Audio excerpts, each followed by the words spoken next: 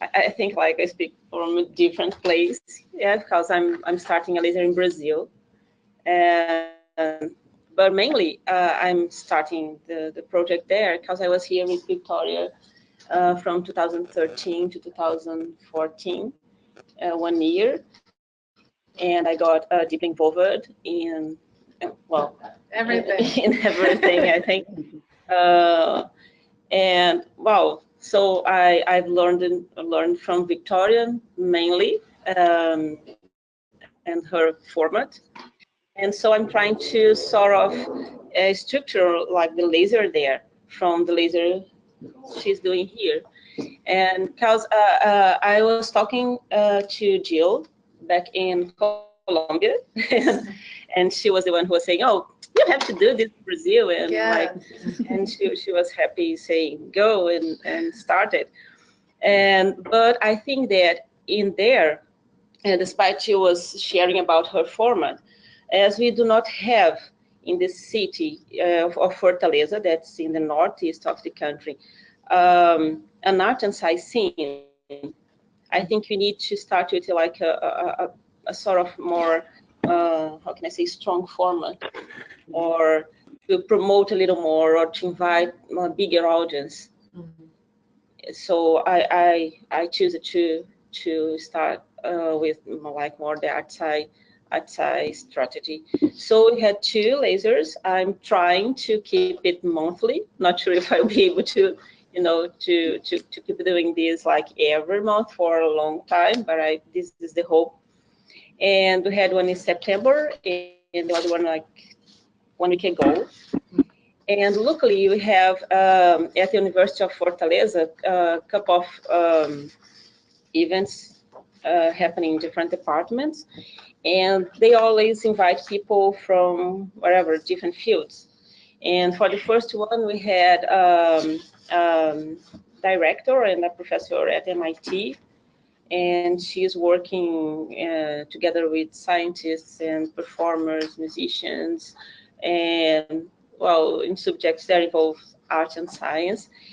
But considering the conversation that we had there, it's mainly involving guys from, or researchers from technology, humanities, medical sciences. We had a dentist going, and he had a partnership with some guys from design department and another sort of maker lab, developed something for the students to visualize the teeth like in 3D model, because he was saying that nowadays people are caring more about the teeth, and so the students, they cannot have actual ones to work, to understand and practice. So they like this sort of mixed approach, but not exactly art and science. So I had just like for the first one guy that was working properly with art, like art and science,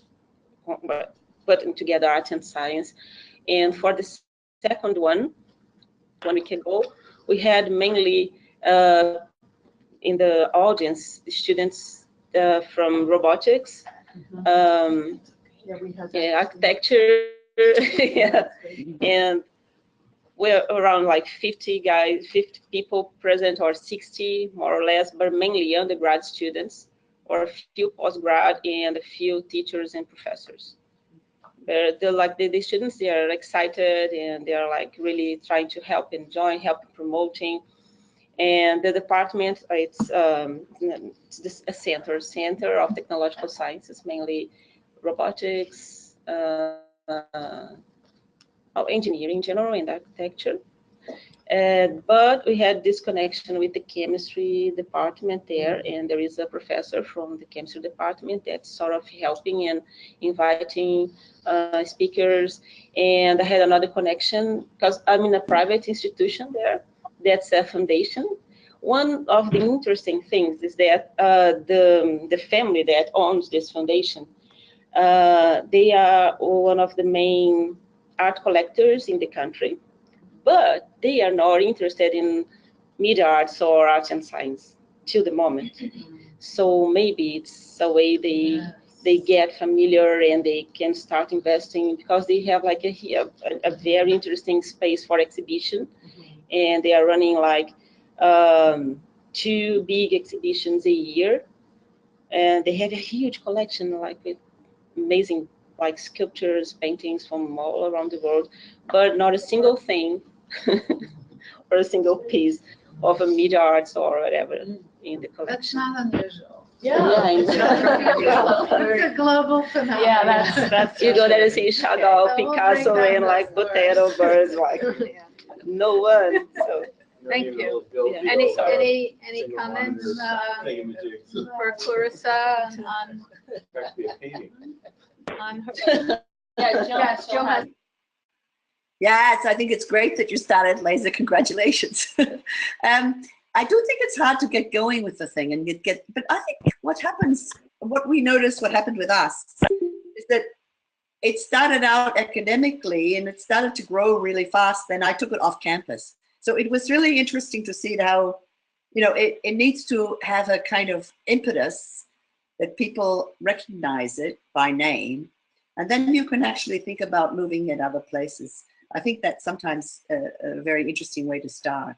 So, and yes, I think in subjects like artificial intelligence, you really do have physicists, biologists, you have a big mixture of scientists. So it's a nice place to start, sort of drawing your scientists from, I think.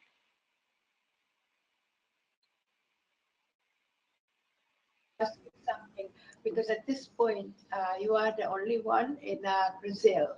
Yes. Would you have? Are you with the Federal University? What? Are you with the Federal University? No. It's a private one. Yeah.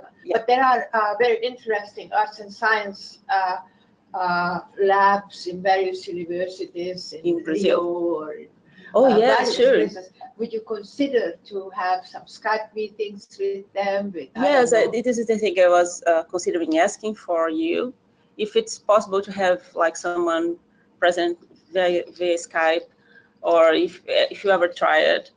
For the last one, I asked Victoria to send me a video, but she was not sending on time. And maybe it could be present via pre-recording something. I don't know. I work with a number of people from there, so if you are ever interested, I'm very happy to introduce you by email with Goto or Manu Fragoso or whoever. They are all Brazilians. I know the guys, and then I was sharing, because they were my teachers and colleagues. So, but I would not. Offering. Perfect. I'd love to. Thank you so much. Sure. I'm just saying that we do not have a budget to invite people. So they were happy. Maybe, yeah. Because they were happy. They were, Clarissa, I want to go, and Malu said, and Gilberto, whatever.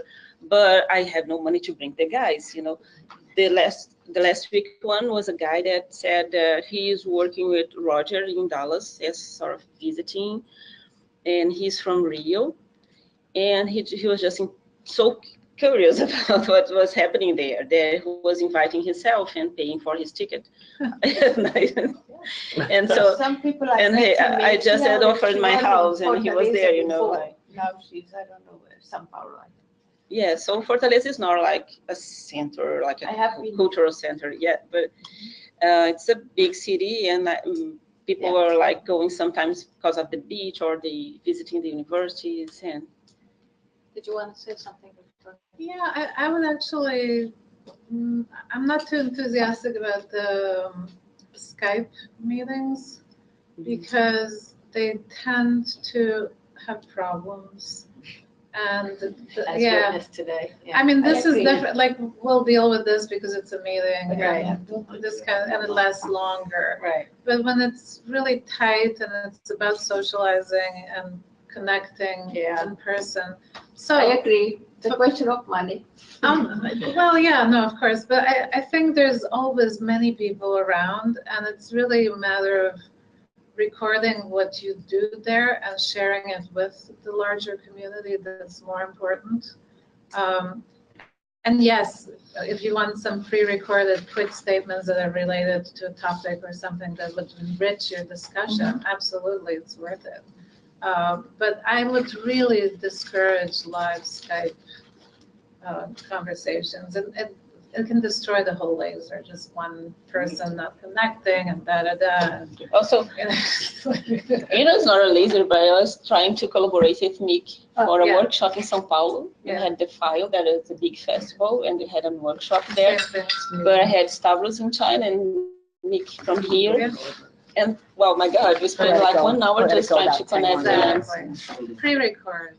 And the audience was not that involved. Timekeeping. Yeah, I'm a timekeeper. No, that's okay. I'm all right. I'm not actually trying to stop your conversation. I'm just trying to keep track of the time. Yes. How are people doing? Okay, you're good.